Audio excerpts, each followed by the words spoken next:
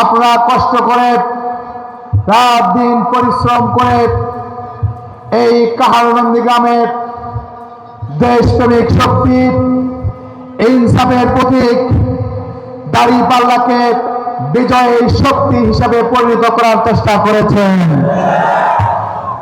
ইনশাআল্লাহ আগামী 12 তারিখে অপর শক্তিদের সকল ষড়যন্ত্র মোকাবেলা করে তাদের পেশি শক্তি, হুমকি আর অবৈধ টাকা মোকাবেলা করে আমার কাহারনন্দী গ্রামে আপামর জনতা দাঁড়িপাল্লাকে বিপুল ভোটে বিজয়ী করবে ইনশাআল্লাহ।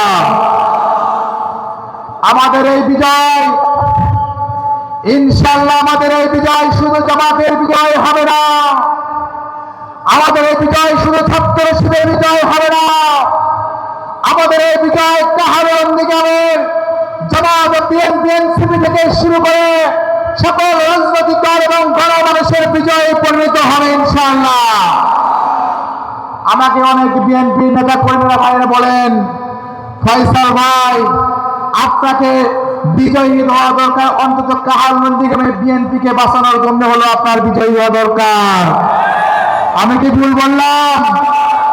এখানে আমি বিশ্বাস করি অন্তত 1000-এর অধিক বিএনপির কর্মী ভাইরা আছেন না? সুতরাং দাঁড়িপাল্লা প্রতীক এই কাহারনন্দী গ্রামে কোন দলের প্রতীক নয়। দাঁড়িপাল্লা কাহারনন্দী গ্রামের দল বা ধর্ম বর্ণ নির্বিশেষে সকলের বিজয়ের প্রতীকের নাম।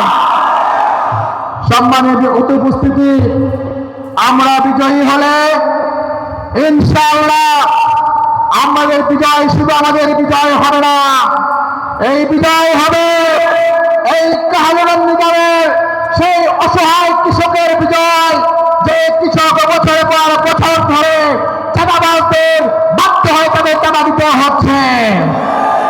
আমাদের বিজয় হবে, এই বিজয় হবে সেই শিক্ষকদের, যে শিক্ষকরা বছরের পর বছর ধরে তথাকথিত অশিক্ষিত, স্বল্প শিক্ষিত ম্যানেজিং কমিটিতে বেশিরভাগ জায়গায় নির্যাতিত হচ্ছে। আমরা বিজয়ী হলে এই বিজয় হবে সেই ছাত্র জনতার, যে ছাত্র জনতার যুবকরা রক্ত দিয়ে যে আন্দোলনকে বাংলাদেশকে ফিরে এনেছিল, সেই অভিশাপহীন বাংলাদেশ আমরা কাহারনন্দী গ্রামে তৈরি করবো ইনশাআল্লাহ।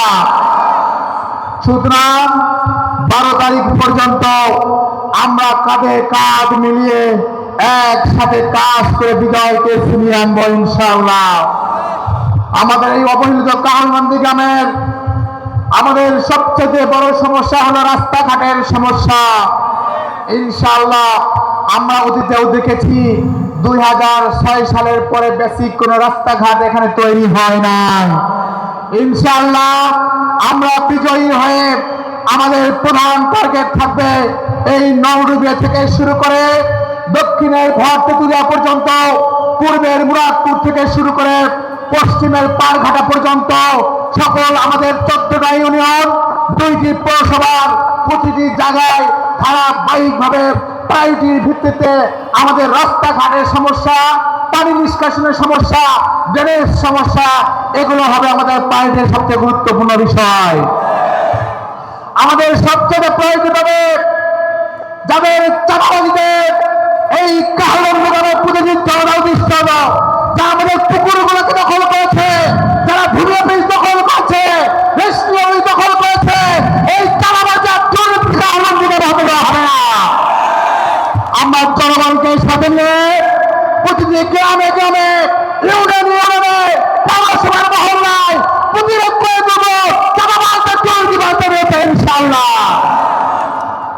আমাদের গ্রামগুলোতে একদিকে মাদক ছড়িয়ে দেওয়া হয়েছে, অপরদিকে কিশোর গ্যাংয়ের দ্বারা নির্যাতন করা হচ্ছে। আমরা কিশোর গ্যাং, মাদকের সিন্ডিকেট আর চাঁদাবাজের সিন্ডিকেট 12 তারিখে পরে তাদের সকলকে ফেলবো ইনশাআল্লাহ।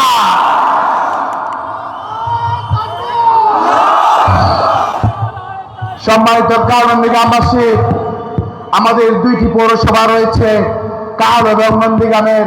আমরা 2টি পৌরসভাকে আধুনিক পৌরসভায় রূপান্তর করবো ইনশাআল্লাহ।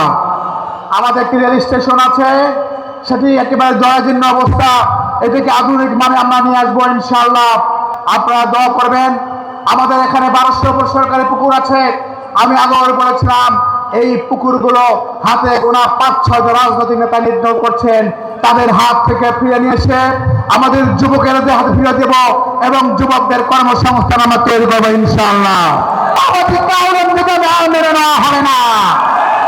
12 তারিখের মধ্যে দেখিয়ে দেবো এই চুরুকবাস পুকুর দখলকারীদের কোনো জায়গা কাহুরন নিগমে হবে না। আপনারা দোয়া করবেন। আমাদের কৃষি এলাকা, এই কৃষি এলাকায় অনেক সম্ভাবনা রয়েছে। আমরা কৃষকের সারের সিন্ডিকেট ভেঙে দেব। কৃষক থেকে 400-500 টাকায় সার প্রেসিডেন্টে সার নিতে হয়, এই সিন্ডিকেট মেনে নেওয়া হবে না।